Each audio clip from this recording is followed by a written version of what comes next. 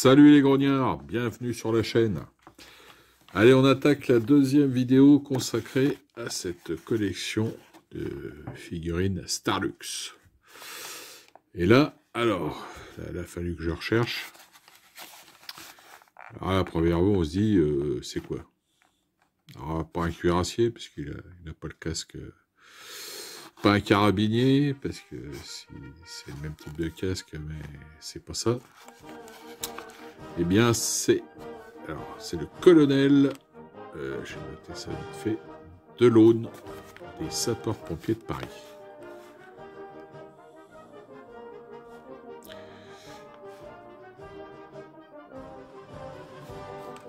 C'est vrai que les mecs du génie de la garde avaient ce genre de casque.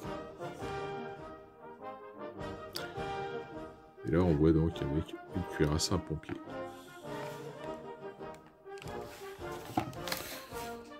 Deuxième figue, un drapeau. Et c'est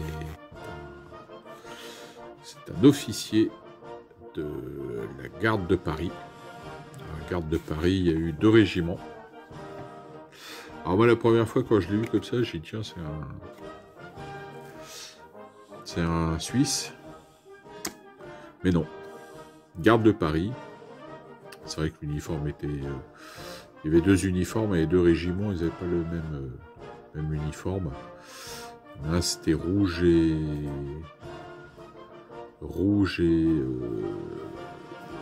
vert. Et l'autre, c'était inversé, vert et rouge. Donc habit vert et les parements revers, etc.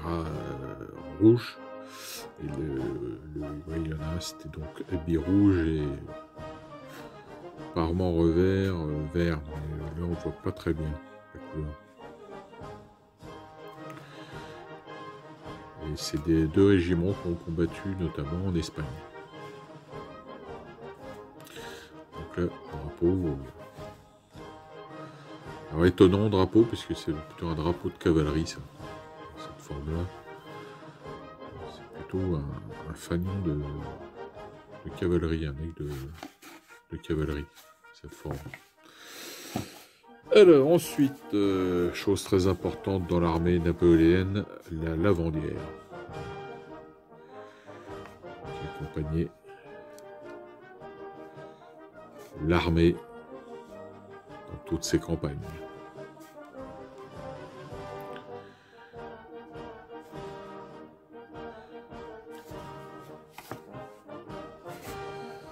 Ensuite, nous avons une trompette de cuirassier. Alors, en l'occurrence, c'est le 7e régiment. 7e régiment de cuirassier. Une trompette, alors donc, avec une cuirasse, hein, ce qui n'est pas tout le temps le cas. Donc, couleur inversée, hein, donc là, lui, c'est l'habit jaune. Donc, le régiment devait avoir des distinctifs jaunes au niveau des revers col parement. Trompette, on voit bien avec la, je sais pas si vous voyez, si vous allez le voir, la crinière blanche. Crinière blanche chez les trompettes, que ce soit chez les cuirassiers ou chez les dragons.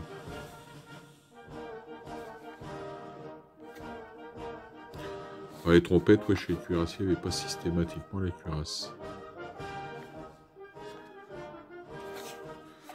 Voilà.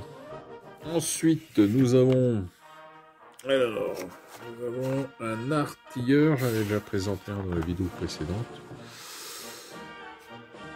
Alors, celui-là, c'est un servant de boîte à poudre.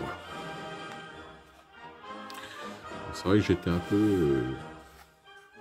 j'ai cherché ce que c'était, parce qu'on ne voit pas, mais il a les revers de veste, là, noirs. Donc au départ, j'ai pensé que c'était un soldat du génie, mais non, le génie, les parements sont noirs aussi. Donc c'est bien un artilleur. Après, j'ai fait une recherche, collection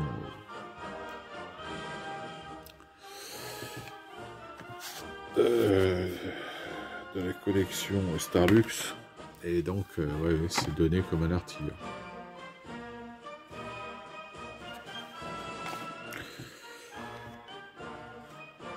Ensuite, nous avons un aide de camp en petite tenue.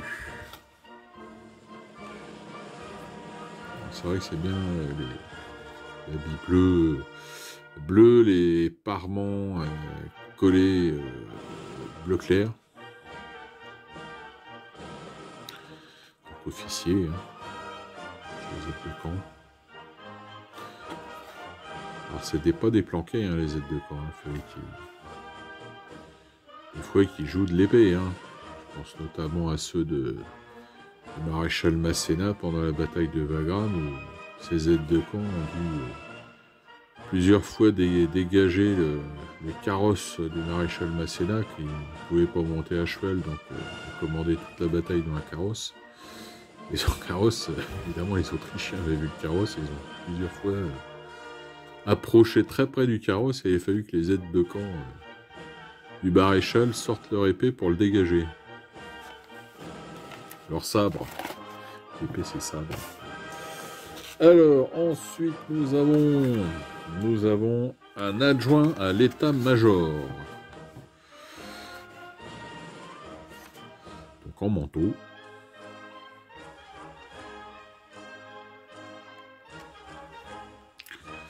Voilà. Officier aussi, bicorne.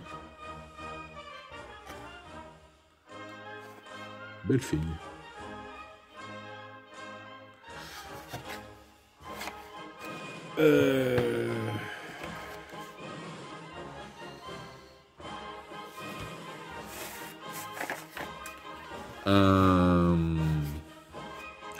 Un officier de carabinier.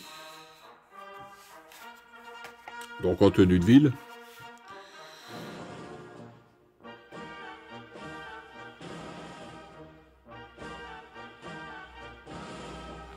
Belle figurine aussi.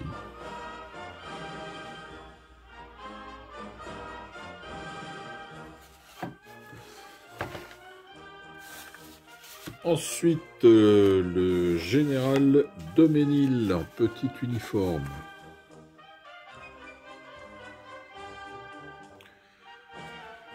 Des jambes de bois, hein. Je rappelle, hein, Doménil avait perdu une jambe.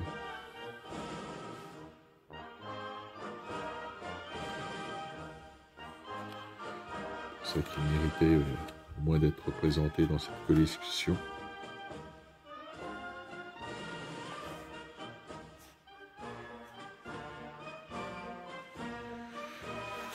Belle figurine aussi.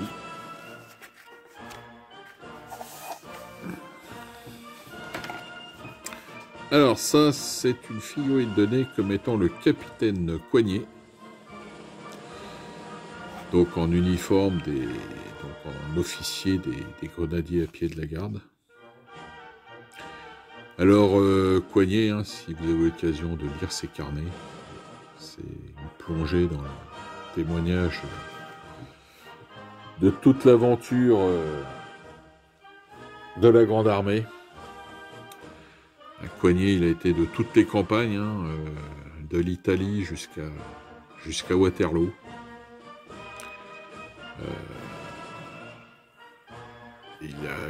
J'avais commencé à je les avais pas lus ces carnets, je les avais écoutés en audio.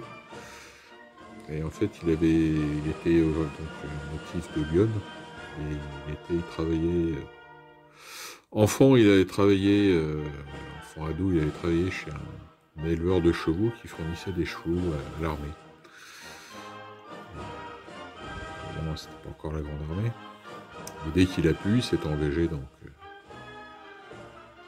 dans l'armée de la République à l'époque, puisqu'il a fait campagne en Italie, et là il s'est illustré. Et si bien que quand Napoléon est devenu empereur, il s'est de nouveau distingué, donc il lui a été proposé d'intégrer la garde impériale, mais alors il a dû tricher un peu parce qu'il ne mesurait pas exactement la taille requise pour être dans les grenadiers. Et qui avait mis dans ses chaussures des petites cales pour gagner les 2 ou 3 cm qui lui manquaient. Voilà pour la petite anecdote. Donc un très grand soldat. Et alors je vais finir cette vidéo par le général Cambronne. Ah évidemment, Cambronne, ça tout de suite. Waterloo. Le fameux merde, bon, qu'il n'aurait pas prononcé. Hein. Mais bon, la légende veut qu'il l'ait dit. Aux Anglais quand ceux-ci demandaient à la vieille garde de se rendre. Voilà donc cette dernière figurine pour cette série. Il restera une 3e vidéo à faire. Et puis on fera un petit résumé de cette petite collection. Voilà, donc bon jeu, bonne peinture à tous, portez-vous bien et à bientôt. Salut!